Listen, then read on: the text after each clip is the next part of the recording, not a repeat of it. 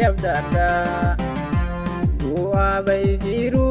sinin tarkaanfadha yaa qooda hireeto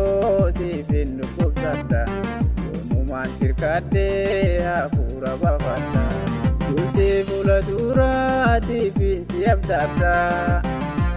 bu'a bayjiru sinin tarkaanfadha yaa qooda hireeto siifin dhukkubsadha yoomumaan sirkadhee hafuura baafadha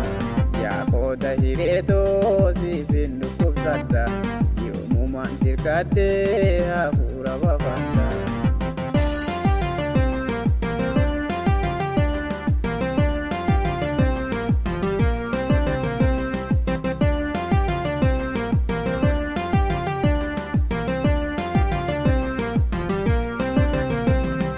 wajjin jiraachuu murteeffatu ana jetteel mana maatiin maatta faca'ana irra baranaatiif hangafa taana yookanaan wal dhabnee boodan isheen oolna si wajjin jiraachuu murteeffatu ana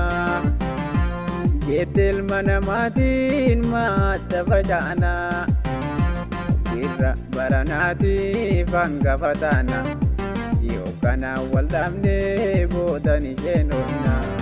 irra baranaatiif hangafa taana yookanaan wal dhabnee boodan isheen oolna.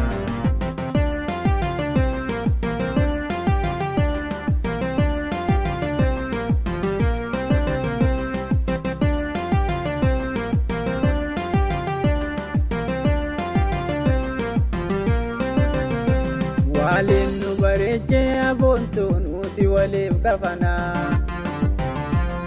ammoo foyne yaalaliiftuu uumaa ganama siinaa ta'ee hunda keessaa tajaaltusuma waa takka yaatiin ilmi nama addan baasu gonguma magarsitu xiyya yaa'ii maana qalbii jiruu fi jireenyi qoosii wajji toltee dawsinna jala duniyaa maali jirti irraan fagaatiin faaya hooyaa bada asarabbi dawsinna jala duniyaa maali jirti irraan fagaatiin faaya tooyaa bada asarabbi.